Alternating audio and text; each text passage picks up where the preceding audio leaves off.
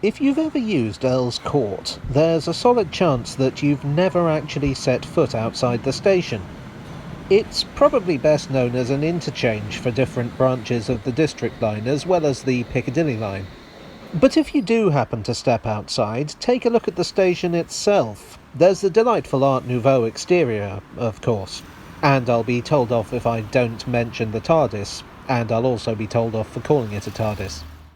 And then there's this motif around the canopy. Look closely.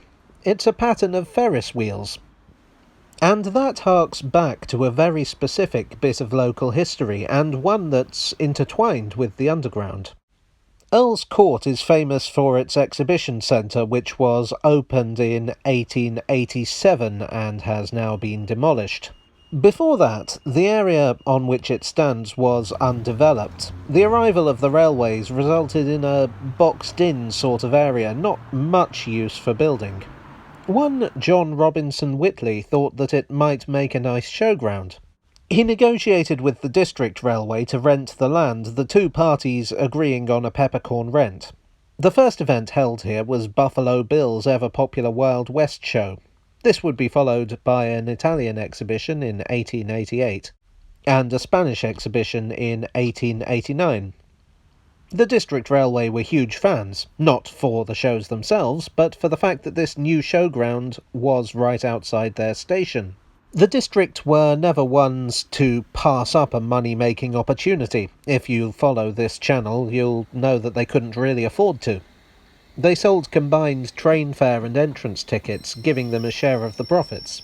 But the showground had diminishing returns after its initial success. It was really in 1894 that things turned around, and once again it was an overseas-themed exhibition that did it.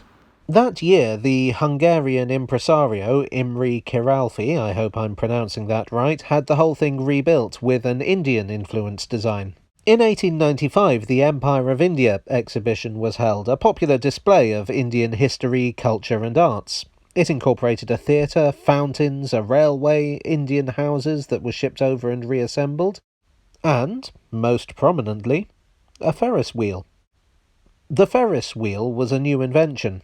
The original Ferris wheel had been built in 1893 for the World's Columbian Exposition in Chicago. It took its name from its designer, George Washington Gale Ferris Jr., which is a name that just screams 19th century America. Ferris was a bridge engineer who wanted to design something to rival the Eiffel Tower, and it's hard to imagine these days what an impact his wheel made on the world. 264 feet tall, it seemed impossibly lightweight, even fragile. The fact that it also moved, that you could ride on it, made it seem more incredible still. Naturally, it was a hit, and so it inspired imitators. The Great Wheel, also known as the Gigantic Wheel, was London's answer. It was sited here, not far from what is now Lillie Bridge Depot. It stood 308 feet tall and weighed, in total, 1,100 tons. It was so large that it actually hung over the side of the ground, over the railway. It had 40 cars, 10 of them first class, which could each carry up to 40 passengers, for a grand total of a lot of passengers. Power was provided by two 50-horsepower steam engines driving it via two 8-ton chains. The whole thing was built by Maudsley, Sons and Field, who built it at their shipyard in Greenwich before its assembly on site. The carriages were built by Brown Marshall, better known for their railway carriages, and in first class were luxuriously appointed. A full circle took 20 minutes, and from the top it was possible to see the far-off Windsor Castle. In fact, the entire ride was so big and so ambitious that it even had its own company to get it built, the Gigantic Wheel and Recreation Towers Company Limited. It might have been even fancier, incorporating recreation rooms at the top and a funicular railway to reach them. Sadly, this was never to be. The wheel was to be complete in 1894, but a number of factors caused it to be delayed until 1895. Nevertheless, like its American predecessor, it was a huge hit. The fare was 2 shillings in first class and 1 in second, although you could also hire a carriage. Exhibition guides stated that refreshments were available. The shareholders were very happy with a 29% dividend in the first 6 months of operation. Naturally, the wheel outlasted the exhibition it was built for. In fact, it would last until 1906. Unfortunately, like the original showground, it suffered from diminishing returns. There are only so many times you can say, "Oh look, there's Windsor Castle," before the novelty wears off. By 1906 it had ceased to be profitable. Despite this, it had carried a more than respectable 2.5 million passengers in its brief lifetime.